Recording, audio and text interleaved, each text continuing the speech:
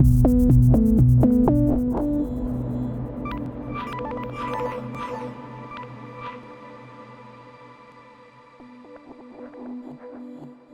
an artist, I know how hard it can be sometimes to keep your percussion interesting, to keep your song moving forwards and evolving, to make it sound like it's a little more organic and fluid and natural.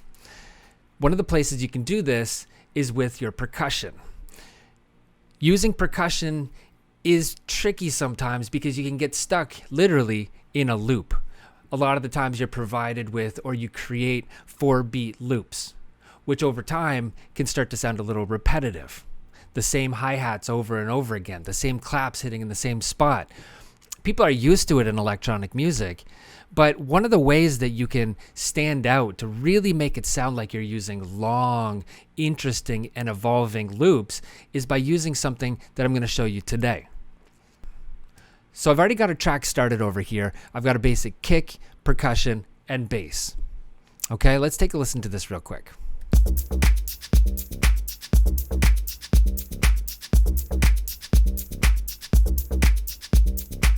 Okay, pretty straightforward, pretty simple, but over time, I like to make my percussion a little bit more interesting, and I use what I call accents to my percussion.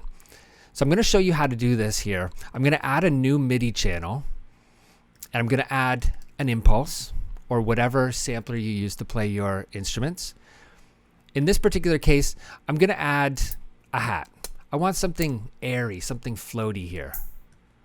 Hat 4 is actually pretty good.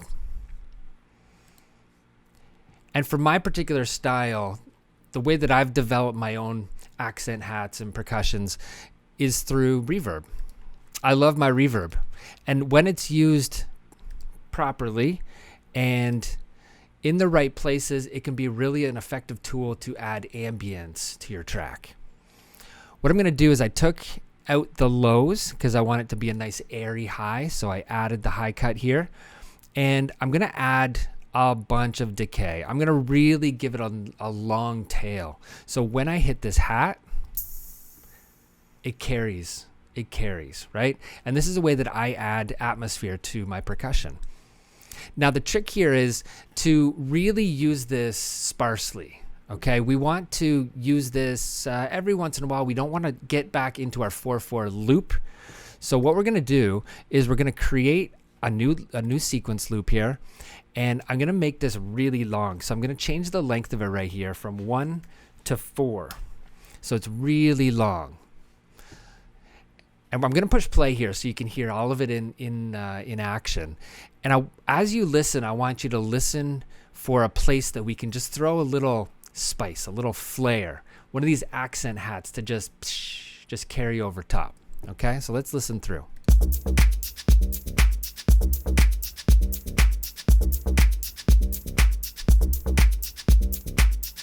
Okay, I like it right here.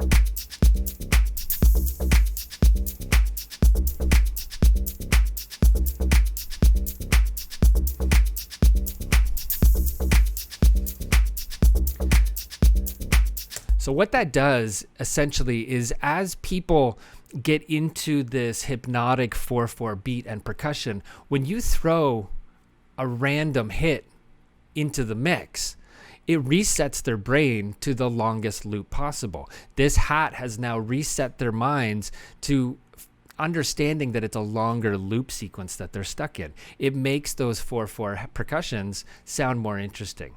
So let's take this one step further and add another sound into our impulse here. One of my personal favorites is a wood block sound. And so I'm going to take a little wood hit here and I'm going to throw it into the second space. This with the reverb sounds like this.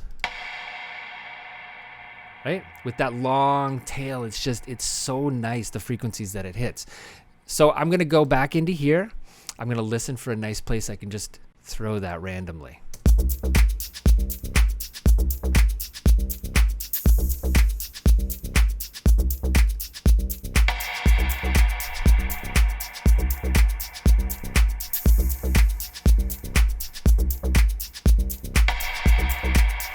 Okay, that, because of the tail, I feel like that's even going to be a little bit long. As I listen back to that, the second time around, I feel like it's coming too often. So what I'm going to do here is double this loop length again. Okay? This is going to give us an even longer runway to add accent hats. I like the hat. I like how it's repeating. So I'm going to just add another one in here. So that's the same. But this wood block, I only want it to hit once. And let's add another one in. Let's do a little conga hit. Something like this. And we can throw this in randomly into a new place. This can be a really fun process to add interesting sounds into your percussion. And that's all we're doing here. So I'm going to just throw this in. Conga line. Let's put it in here. Right. I'm going to replicate the wood in a conga hit.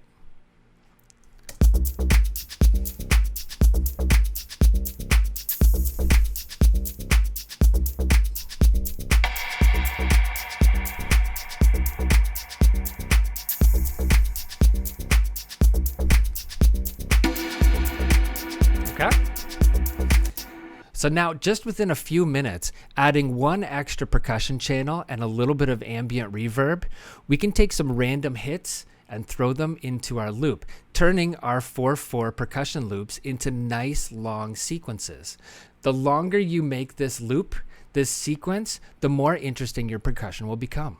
You'll find you'll get better at this, and you'll be able to perfect those little random hits. And it's going to really help you turn your song into something really interesting and evolving and organic and natural and flowing just the way that percussion is in real life. I hope this tip will help you in your own music and you can start to really take your percussion to the next level. Thanks for watching, and we'll see you in the next one.